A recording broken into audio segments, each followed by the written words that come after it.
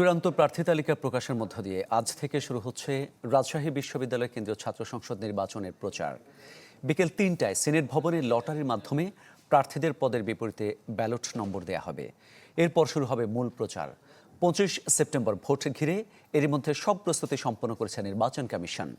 ১৪ জনের প্রার্থিতা প্রত্যাহারের পর এখন রাকসুর ভোট প্রার্থী ২৪৯ জন। নির্বাচনকে ঘিরে এখন পর্যন্ত ৯টি প্যানেল ঘোষণা করেছেন প্রার্থীরা। অন্যদিকে চট্টগ্রাম বিশ্ববিদ্যালয়ে শুরু হয়েছে বিশ্ববিদ্যালয় ছাত্র সংসদ নির্বাচনের মনোনয়নপত্র বিতরণ। চলবে মঙ্গলবার পর্যন্ত, আর ১২ অক্টোবর হবে ভোট গ্রহণ।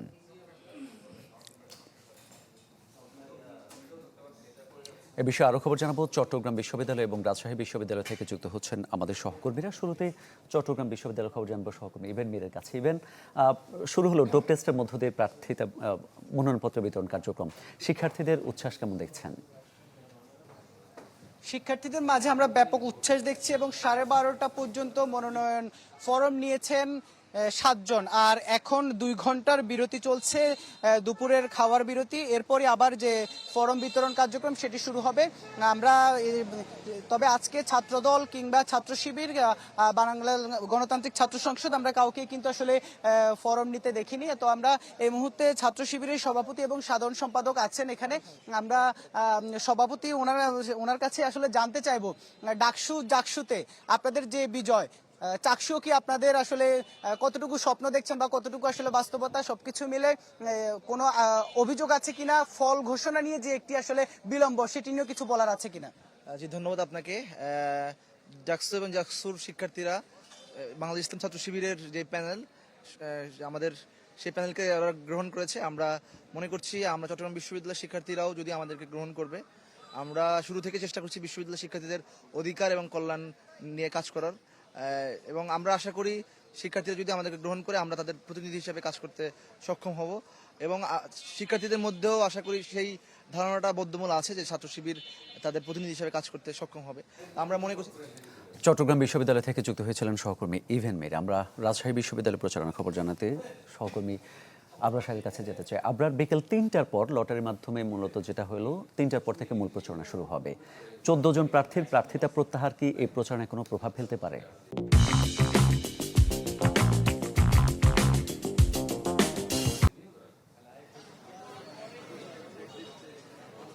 প্রার্থিতা প্রত্যাহার আসলে ১৪ জন, এটা খুবই নগণ্য একটি অংশ, এবং এখানে ভিপি প্রার্থী মাত্র 2 জন ছিলেন, জিএস ছিলেন একজন, এজিএস থেকে কেউ প্রত্যাহার করেনি। ফলে খুব একটা বেশি এখানে আসলে প্রভাব পড়বার কথা নয়। আমরা যতখানি জানতে পেরেছি যে এই 14 জনের বাইরেও এখন পর্যন্ত রাকসুতে প্রার্থী রয়েছে 249 জন, এবং সিনেট ছাত্র প্রতিনিধিতে রয়েছে 57 জন। হলে 17টি হলে রয়েছে এখনো প্রায় 600 জনের মতো। এদিকে ভিপি পদে এখন প্রত্যাহারের পর বাকি রয়েছে 18 জন, জিএস পদে 14 জন, এজিএস পদে 16 জন। 25 তারিখে যে নির্বাচনটা অনুষ্ঠিত হবে সেই নির্বাচনকে কেন্দ্র করে এখন পর্যন্ত সকল প্রস্তুতি সম্পন্ন করেছে নির্বাচন কমিশন। আগামী কয়েকদিনের মধ্যে তারা আসলে ব্যালট বাক্সগুলো সব রেডি করে ফেলছে। পাশাপাশি যে ব্যালট তৈরির বিষয়টি, আজকে নম্বরটা হয়ে গেলে আসলে সেগুলো ছাপানো শুরু হবে। এবং জাকসুর যে তিক্ত অভিজ্ঞতা, সেখান থেকে নির্বাচন কমিশন বলছেন যে তারা ব্যালট পেপার যেটা হবে সেটা আসলে ওএমআর শিট, এবং এই ওএমআর শিটে মোট 43টি ভোট দিতে হবে। প্রার্থীর সংখ্যা প্রায় 300 মতো।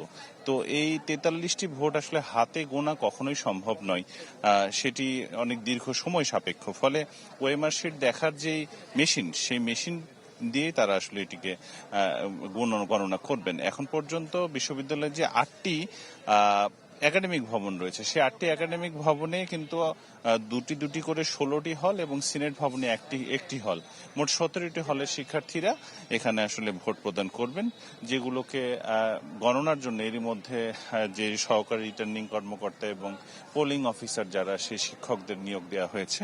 এর পাশাপাশি আজকে দুপুর 3টাতে সিনেট ভবনে কিন্তু এই যে ব্যালট, সেগুলো নম্বরিং করা হবে। আর মোট ভোটার এখন পর্যন্ত 28,905 জন। ফলে 50% যদি ভোট প্রদান করে, তাও কিন্তু 14,000-এর বেশি ভোট। তো সব মিলিয়ে আজকে থেকে আসলে শুরু হচ্ছে প্রচারণা, সেটি সন্ধ্যা নাগাদ হতে পারে। এ ছিল আমার কাছে ফারুক। ধন্যবাদ আপনাকে। রাজশাহী বিশ্ববিদ্যালয় ক্যাম্পাস থেকে যোগ দিয়েছিলেন সহকর্মী আবরার সাইর।